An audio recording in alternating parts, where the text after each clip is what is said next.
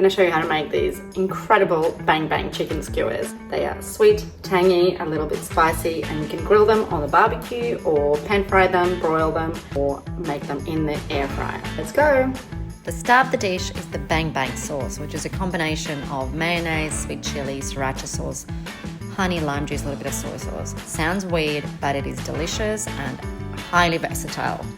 You can use chicken breast, chicken thigh, or chicken tenderloin for this recipe. Make sure the cubes are evenly cut, and once it's seasoned, we're going to marinate the chicken in some of that bang bang sauce. You can leave it overnight, or you can cook it in about 10-15 minutes.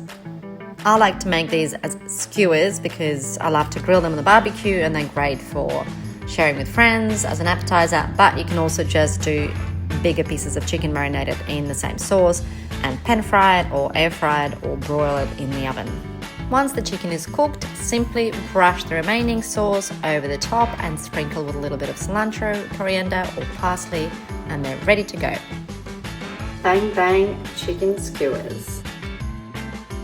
Banging good.